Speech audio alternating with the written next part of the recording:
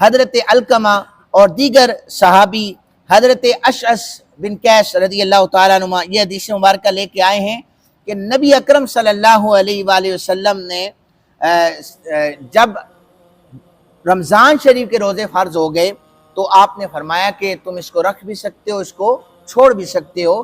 پھر وہ نفلی روزوں میں آ گیا اور یہ امت مسلمہ کے لیے 30 دن کے روزے فرض قرار دے دیے گئے۔ یہ جو حدیث مبارکہ میں نے سنائی ہے حضرت اشعث بن قیس والی، حضرت اشعث جو تھے یہ نبی علیہ السلام کے صحابی تھے، لیکن دور دراز قبائل سے ان کا تعلق تھا۔ تھوڑا عرصہ نبی علیہ السلام کے پاس رہے، لیکن نبی علیہ السلام کی جیسے ہی وفات ہوئی یہ مرتد ہو گئے تھے، انہوں نے اسلام چھوڑ دیا تھا۔ لیکن بعد میں جو حضرت ابوبکر صدیق رضی اللہ تعالیٰ عنہ کے زمانے میں جب نبی علیہ السلام کا وصال ہوا تو 3 قسم کے فتنے انہوں نے جو سر نکالا۔ ان میں ایک تو ختم نبوت کا دعویٰ کرنے والا ایک مسیلمہ کذاب، اس کا فتنہ تھا۔ دوسرا مانعین زکوٰۃ کا فتنہ جو اس وقت ہوا، اور تیسرا فتنہ ارتداد ہوا۔ 3 قسم کے فتنے حضرت ابوبکر صدیق رضی اللہ تعالیٰ عنہ کے زمانے میں ہوئے۔ تو آپ نے بڑی تعداد میں جب فتنہ ارتداد جو مرتد ہوئے تھے ان کے خلاف جب جہاد کیا تو کئی تو مارے گئے، بعد میں لوگوں نے پھر توبہ کی، اس میں پھر اشعث بن قیس نے دوبارہ توبہ کر کے اسلام قبول کر لیا تھا، پھر یہ اسلام پر ہی کاربند رہے۔ یہ بحث امام بخاری علیہ رحمہ اور دیگر محدثین نے لکھی ہے، آپ کے نالج کے لیے میں نے یہاں پر لکھ لی ہے۔ نبی علیہ السلام کے وصال کے بعد ایک اور چیز آپ کے نالج کے لیے رکھ دوں یہاں پر۔ آپ کے وصال کے بعد جو دور دراز علاقوں کے لوگ تھے، اتنا زیادہ ایمان میں پختگی نہیں تھی، وہ مرتد ہوئے تھے، اور جو پختہ ایمان والے تھے جید صحابہ کرام ان کا ایمان تو اور زیادہ مضبوط تھا، ان کے بارے میں یہ رائے رکھنا بھی یہ کفر ہے۔ نبی علیہ السلام کے ایک صحابی تھے عبداللہ بن سعد، یہ کاتب وحی تھے۔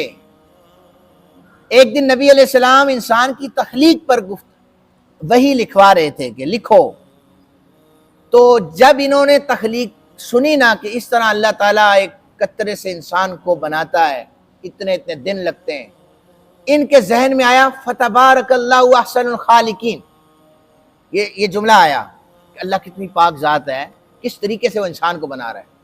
تو نبی علیہ السلام سے انہوں نے جملہ پڑھا نا، تو نبی علیہ السلام نے فرمایا یہ تو وحی نازل ہوئی ہے، لہٰذا اس کو قرآن میں لکھو۔ انہوں نے یہ جملہ لکھا تو سسپینس کریٹ ہو گیا کہ نبی علیہ السلام فرماتے ہیں جو کچھ آتا ہے وحی کے ذریعے آتا ہے، تو مجھے کیوں یہ جملہ آیا؟ تو انہوں نے وہاں سے ان کا ایمان ڈگمگا گیا۔ وحی لکھا کرتے تھے، کاتب وحی تھے۔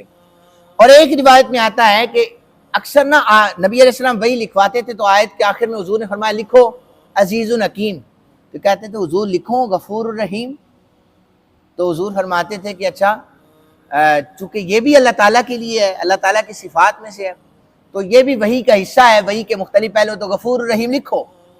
کہتے تھے کہ یہ تو میں کہہ رہا ہوں، نبی فرما رہے ہیں کہ اللہ کی طرف سے وحی آئی ہے، تو میرے جملے لکھ رہے ہیں۔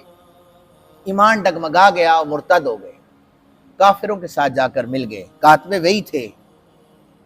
تو اس لیے پتہ یہ چلا کہ ایمان کی مضبوطی جو ہے یہ رہنی چاہیے، صرف کاتب وحی ہو جانا یہ بھی ایمان کو نہیں بچا سکا۔ جب تک نبی علیہ السلام کی ذات پر، ان کی اولاد پر اگر آپ کی حرکتیں مشکوک ہو گئی، اگر آپ کا ایمان مشکوک ہو گیا، تو پھر یہ فضیلتیں انسان کو بچا نہیں سکتی۔ اچھا پھر ایسے ہوا کہ حضرت عثمان غنی کا آپ کے پاس جب یہ چلے گئے تو حضرت عثمان بڑی تعداد میں فتح مکہ پر لوگ لے کے آئے کہ حضور اس کو بھی اسلام قبول کروائیں، حضور اس سے بھی۔ تو یہ عبداللہ بن سعد بھی ان کے ساتھ تھے، یا رسول اللہ یہ دوبارہ اسلام قبول کرنا چاہتا ہے۔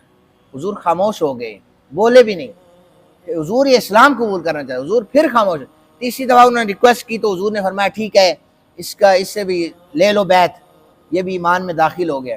بعد میں صحابہ کرام کہنے لگے کہ یا رسول اللہ آپ خاموش کیوں ہیں؟ آپ نے فرمایا کہ دل ہی نہیں تھا۔ تو صحابہ ایک دوسرے میں چہ مگوئیاں کرنے لگے کہ یار کوئی اٹھ کر اس کا سر اتار دیتے، حضور خاموش ہوئے۔ کہتے ہیں ہمیں تھوڑی پتہ تھا کہ اللہ کے نبی نے کوئی اشارہ بھی نہیں کیا۔ حضور نے فرمایا میں اللہ کے نبی کو زیب نہیں دیتا کہ وہ اشارے کرے، تم سمجھ جایا کرو نا، جب میں خاموش ہوا ہوں تو کام تمام کر دو۔ بہرحال پھر وہ بعد میں بنو امیہ کے دور میں پھر انہوں نے بڑا عرصہ گزارا، پھر اسلام کے لیے انہوں نے جنگیں بھی لڑی۔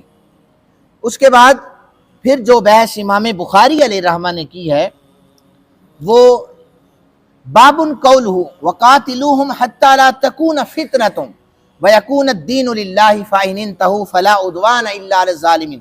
اللہ تعالیٰ کا ارشاد ہے کہ ان سے جہاد کرتے رہو حتیٰ کہ فتنہ، شرک باقی نہ رہے، اللہ ہی کا دین رہ جائے۔ پھر اگر وہ شرک سے باز آ جائیں تو صرف ظالموں کو سزا دی جائے گی، توبہ کرنے والوں کو سزا نہیں دی جائے گی۔ ایک زمانہ تھا عبداللہ بن زبیر رضی اللہ تعالیٰ عنہ، ان سے لوگوں نے پوچھا کہ ایک شخص آیا، انہیں پوچھا کہ آپ لوگوں کے خلاف جہاد کیوں نہیں کرتے؟ وہ کہنے لگے کہ میں نہیں چاہتا کہ خون خرابہ ہو جائے۔ تو یہ آیت موجود ہے کہ جب کوئی فتنہ آ جائے، شرک ہو، تو اس کی سرکوبی کرنے کے لیے جہاد کریں۔ تو عبداللہ بن زبیر جو تھے یہ نہیں چاہتے تھے کہ ایسی کوئی خون خرابی مدینہ پاک میں ہو۔ اب میں حضرت عبداللہ بن زبیر نبی علیہ السلام کے صحابی ہیں۔ 64 ہجری میں جب یزید لعین مر گیا، اقتدار حضرت عبداللہ بن زبیر نے سنبھالا تھا۔ 9 سال تک آپ نے وہاں پر مسلمانوں میں اعلان کر دیا تھا کہ میری بیعت کرو۔ بڑے دور دور علاقوں سے لوگوں نے آپ کی بیعت کر لی تھی۔ 73 ہجری آئی نا، عبد الملک بن مروان کا دور آ گیا۔